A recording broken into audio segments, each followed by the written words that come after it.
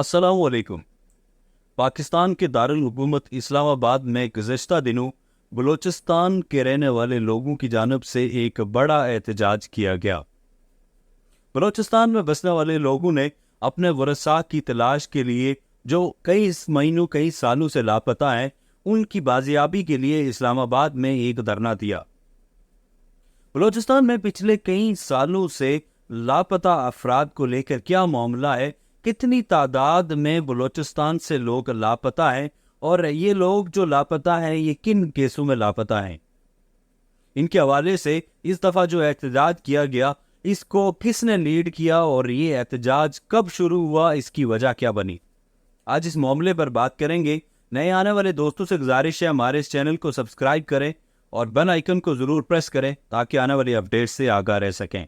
پاکستان کے صوبہ بلوچستان میں پچھلے کئی سالوں سے لاتعداد لوگ لاپتہ ہیں۔ ان لاپتہ لوگوں کے ورثاء کا کہنا ہے کہ یہ ان لوگوں کو پاکستان کے قانون نافذ کرنے والے اداروں نے مختلف کیسوں میں گرفتار کیا،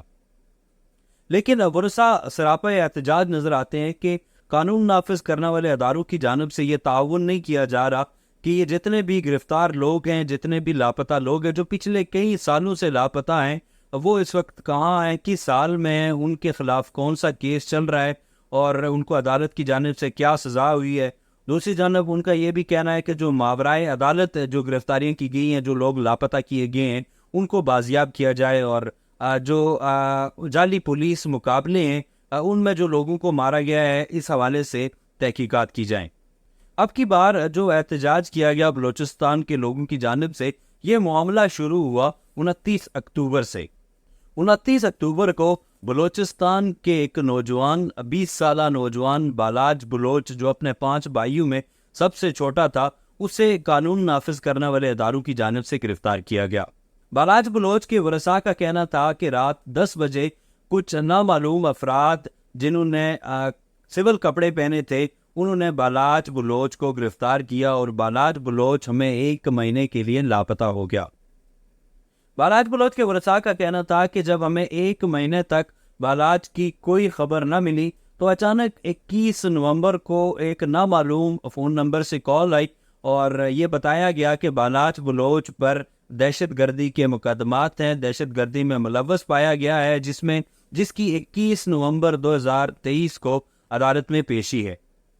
بالاج بلوچ کے ورثاء کا کہنا تھا کہ ہم نے یہ خبر سن کر ایک طرف اطمینان کیا کہ شاید کہ بالاج بلوچ کی ہمیں خبر ملی ہے، بازیاب ہونا نہ ہونا، کہ عدالت سے سزا ملنا نہ ملنا یہ ایک الگ معاملہ تھا، لیکن ان کا یہ کہنا تھا کہ ہمیں اس بات کی ضرور خوشی ہوئی کہ بالاج بلوچ کے بارے میں ہمیں اطلاع ملی،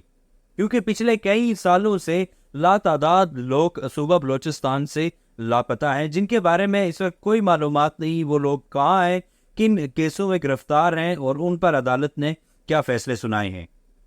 بلوچستان کے لاپتہ افراد کی آواز اٹھانے والی ایک تنظیم voice for Balochistan missing persons کا کہنا ہے کہ صوبہ بلوچستان میں پچھلے کئی سالوں سے تقریباً 8,000 سے زائد لوگ لاپتہ ہیں، جبکہ پاکستان کی حکومت کا کہنا ہے کہ یہ جو اعداد و شمار اس تنظیم کی جانب سے دیا گیا یہ درست نہیں ہے۔ 21 نومبر کو بالاج بلوچ کو عدالت میں پیش کیا گیا۔ عدالت نے یہ حکم دیا کہ 10 روزہ ریمانڈ پر اسے CTD کے حوالے کیا جائے۔ پاکستان میں انسداد دہشت گردی کا ادارہ CTD بالاج بلوچ اور اس کے 3 ساتھیوں کو اپنے ساتھ لے گیا، لیکن 23 نومبر اور 24 نومبر کی درمیانی شب کو CTD نے ایک مقابلے میں بالاج بلوچ اور اس کے 3 ساتھیوں کے مارے جانے کی اطلاع دی۔ CTD کا یہ کہنا تھا کہ بالاج بلوچ اور اس کے جو دیگر ساتھی تھے، مولا بخش، ودود اور شکور، یہ BLA کے ساتھ کام کر رہے تھے اور یہ پاکستان میں ٹارگٹ کلنگ میں ملوث تھے۔ اس کے علاوہ دوران تحقیقات بالاج بلوچ اور اس کے ساتھیوں نے یہ تسلیم کیا کہ وہ ٹارگٹ کلنگ، دہشت گردی اور IDs بنانے کے کام میں ملوث تھے۔ یہ بارودی مائنز بنائی جاتی تھی جو مختلف سیکیورٹی اداروں کے راستے میں بچھائی جاتی تھی اور مختلف لوگوں کو اس سے نشانہ بنایا جاتا تھا، لیکن بالاج بلوچ اور اس کے ساتھیوں کا یوں CTD کے ایک مقابلے میں مارے جانا، یہ معاملہ بلوچستان کے لوگوں کے لیے تشویش کا باعث بنا۔ اس معاملے کو لے کر 23 نومبر سے 7 دسمبر تک بلوچستان کے لوگوں نے بالاچ بلوچ کے ورثاء نے تربت میں ایک احتجاجی دھرنا دیا۔ اس احتجاجی دھرنے کے شرکاء کا کہنا تھا کہ بالاچ بلوچ کو جعلی پولیس مقابلے میں مارا گیا، اس پر تحقیقات کی جائیں، اس پر جوڈیشل کمیشن بنایا جائے اور اس پر انکوائری کی جائے۔ ان کا دوسرا یہ مطالبہ تھا کہ بلوچستان سے جتنے بھی لاپتہ افراد لوگ ہیں ان کے بارے میں معلومات فراہم کی جائے کہ وہ اس وقت کہاں ہیں، کس حال میں ہیں۔ ان کا ایک یہ بھی مطالبہ تھا کہ ماورائے عدالت جتنی بھی کارروائیاں کی جا رہی ہیں وہ بند کی جائیں۔ جب ان کی اس دھرنے کی سنوائی کہیں نہ ہوئی تو انہوں نے ایک بڑے احتجاج کا فیصلہ کیا۔ 7 دسمبر 2023 کو ایک بڑا قافلہ تربت سے اسلام آباد کی طرف روانہ ہوا۔ چند روز بعد یہ قافلہ اسلام آباد پہنچا تو اسلام آباد پر 26 نمبر چنگی اور اسلام آباد کے داخلی راستے پر ان کو روک لیا گیا اور ان پر شیلنگ شروع کر دی گئی۔ بعد ازاں جب مظاہرین پریس کلب تک پہنچنے میں کامیاب ہوئے، ان کے لا تعداد لوگ بھی گرفتار ہو چکے تھے، اور یہ جو احتجاجی مظاہرہ تھا، یہ جو احتجاجی ریلی تھی جو تربت سے اسلام آباد آئی تھی اور نیشنل پریس کلب اسلام آباد کے سامنے ایک احتجاجی مظاہرہ کرنا چاہتی تھی، اس کو لیڈ کر رہی تھی مارنگ بلوچ، جو بولان میڈیکل کالج سے MBBS کر چکی ہیں، جو ایک ڈاکٹر ہیں۔ مارنگ بلوچ کا کہنا تھا کہ ہم پرامن لوگ ہیں، ہمارا اسلام آباد بھی ہمارا ہے اور یہ ملک بھی ہمارا ہے جیسے ایک عام پاکستانی کا ہے، اور یہ ہمارا بنیادی حق ہے کہ ہم اسلام آباد کے نیشنل پریس کلب کے سامنے اپنا احتجاج ریکارڈ کروائیں۔ لیکن ان کا کہنا تھا کہ اسلام آباد پولیس کی جانب سے ہمیں تشدد کا نشانہ بنایا گیا اور ہمارے لا تعداد لوگوں کو گرفتار کیا گیا۔ اسلام آباد پولیس کا اس معاملے پر کہنا تھا کہ ان جتنے بھی لوگوں کو گرفتار کیا گیا وہ لوگ راستے بند کرنے، سڑکیں بند کرنے اور مختلف احتجاج کی آڑ میں مختلف سرگرمیاں کرنے کی جرم میں ان کو گرفتار کیا گیا۔ یہ لوگ توڑ پھوڑ اور سڑکیں بند کرنے کے جرم میں ان کو ہم نے گرفتار کیا۔ بعد ازاں ہم نے یہ بھی دیکھا کہ جب مظاہرین کی جانب سے نیشنل پریس کلب کے سامنے احتجاجی دھرنا دینے کی کوشش کی گئی تو اسلام آباد پولیس کی جانب سے رات گئے شدید سردی میں ان پر پانی بھی واٹر کینن کا استعمال بھی کیا گیا، ان پر پانی بھی برسایا گیا۔ بلوچستان سے آئے ہزاروں کی تعداد میں یہ لوگ یہ مطالبہ کر رہے ہیں کہ حکومت پاکستان ان کے جائز مطالبات کو پورا کرے۔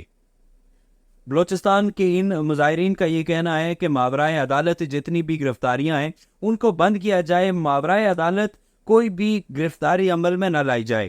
اس وقت جتنے بھی لاپتہ افراد ہیں ان کی بازیابی کے لیے ہمیں کوئی ٹائم فریم دیا جائے، یا ان جتنے بھی لاپتہ افراد ہیں ان کے بارے میں معلومات فراہم کی جائے کہ وہ کس کیس میں کہاں ہیں، کس جیل میں ہیں اور ان کو کیا سزا ہوئی ہے، کچھ ہوا ہے، مطلب ان کے بارے میں کوئی بھی معلومات ہمیں فراہم کی جائے کہ وہ زندہ ہیں نہیں ہیں۔ اس احتجاج کو لیڈ کرنے والی مارنگ بلوچ کا کہنا تھا کہ بلوچستان کی لا تعداد لڑکیاں جو اس وقت کچھ اپنے جو شوہر ہیں ان کا انتظار کر رہی ہیں، کچھ اپنے بھائیوں کا انتظار کر رہی ہیں، کچھ اپنے والد کا انتظار کر رہی ہیں، اور کچھ ایسی ہیں کہ جنہوں نے شادی سے پہلے کوئی منگنی یا اس طرح کا ان کو کسی رشتے میں بندی تھی، وہ انتظار کر رہی ہیں کہ کب وہ ان کا جو جس کے ساتھ ان کی منگنی ہوئی تھی وہ آئے گا اور ان کی شادی ہوگی۔ مارنگ بلوچ کا کہنا تھا کہ یہ جو ہمارے مطالبات ہیں یہ جائز ہے، اس پر قانون نافذ کرنے والے اداروں کو بھی